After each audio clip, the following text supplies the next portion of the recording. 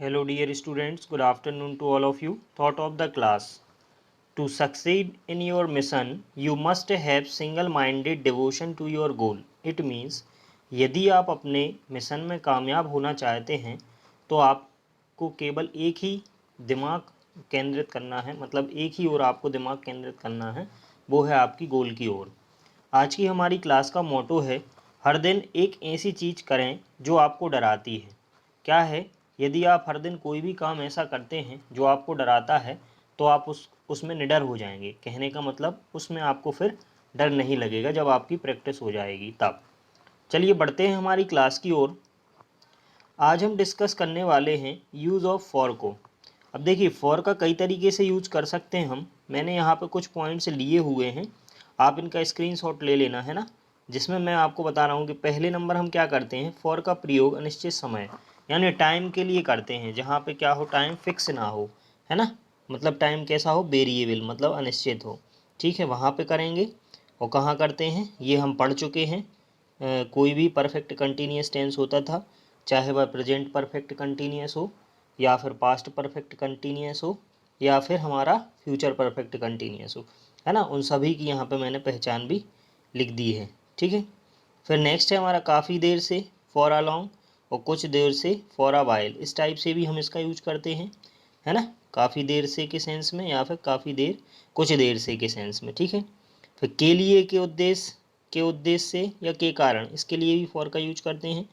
अब कीमत बताने के लिए भी हम डायरेक्शन के उसमें रूप में भी इसका क्या करते हैं, यूज़ करते हैं। ठीक है, चलिए बढ़ते हैं, हम एग्जाम्पल देख लेते हैं। नेक्स्ट स्लाइड हमारी है, पहला है हमारा, राज 5 घंटे से पढ़ रहा है। Raj has been studying for 5 hours, है ना। अब देखो 5 घंटे से पढ़ रहा है ना, तो 5 घंटे मतलब ये टाइम है, और रहा है ये हमारी पहचान हो गई किससे, प्रेजेंट परफेक्ट कंटिन्यूस टेंस, है ना, पढ़ चुके हम लोग ये बात। तो यहाँ पे आ गया हमारा फॉर। फिर नेक्स्ट है हमारा, सोनम घूमने के लिए जाती है। Sonam goes for a walk. ठीक है, यहाँ यह मिठाइयाँ बच्चों के लिए हैं। दी स्वीट्स आर फॉर चिल्ड्रंस। ठीक है, नेक्स्ट एग्जाम्पल देखते हैं। फोर्थ है हमारा, सोनम 5 घंटे से नाच रही है। सेम, है ना, तो फिर से वही आ जाएगा, Sonam is dancing for 5 hours. ठीक है, फिर मैंने यह किताब 50 रुपये में ख़रीदा।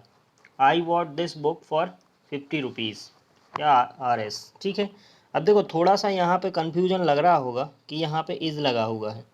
यदि आप यहाँ पे चाहते तो हैज़ बीन भी लगा सकते थे। क्या लगा सकते थे, हैज़ बीन। ठीक है, हैज़ बीन भी सही माना जाता। क्लियर।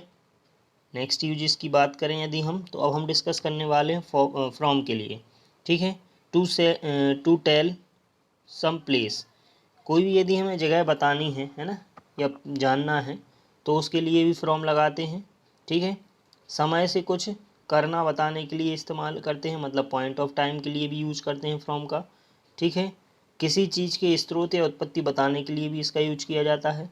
फिर किसी चीज़ का इस चीज़ से बना हुआ बताने के लिए भी इस्तेमाल होता है, मतलब मेड फॉर्म, है ना, कहते हैं ना किससे बनी है, मेड इन जापान, मूवियों में सुना होगा, है ना। किसी चीज़ का अलग होना या बच निकलने के अर्थ बताने के लिए भी इस्तेमाल होता है। सेंस ऑफ सेपरेशन के लिए भी हम फ्रॉम का यूज करते हैं, मतलब कि कौन सी चीज़ किस मटेरियल से बनी है या किस लिए बनी है, इस टाइप से, है ना। चलिए एग्जाम्पल के थ्रू समझते हैं।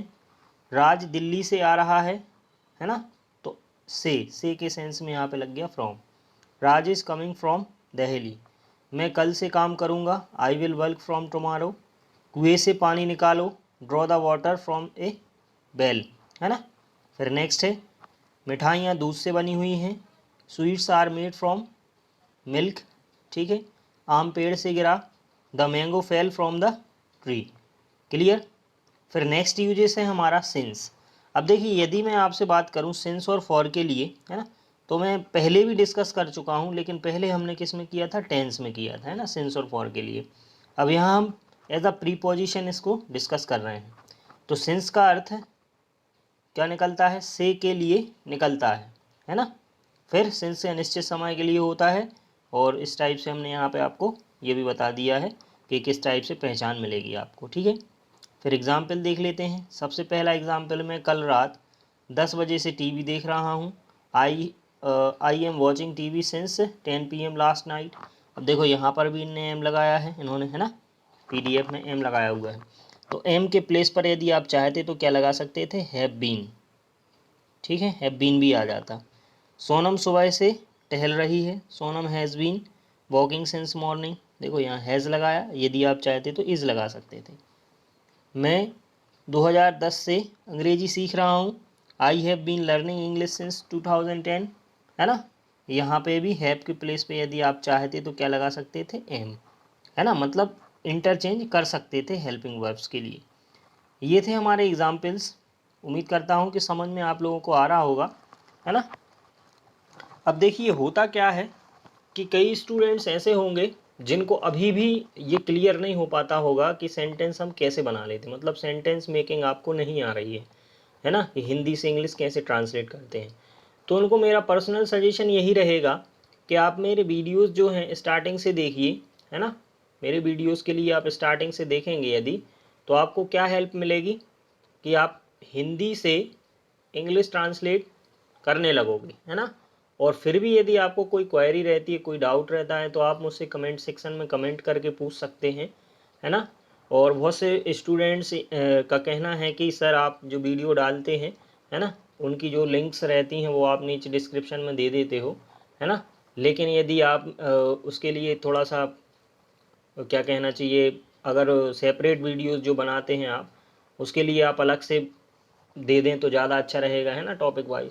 तो मैं बता दूं कि मैं जो डिस्क्रिप्शन में लिंक देता हूं आपके लिए, है ना, जो भी मेरी लिंक रहती है डिस्क्रिप्शन में, वो मैंने सीक्वेंस वाइज दी है, मतलब नंबरिंग की हुई है वहाँ पे 1 2 3 4, है ना।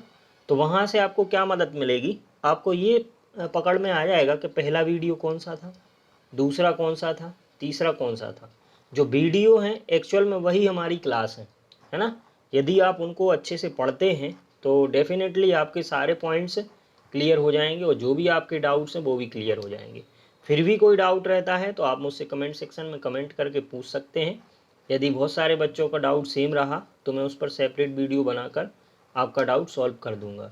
थैंक यू आपका प्यार स्नेह यूँ बनाए रखने के लिए।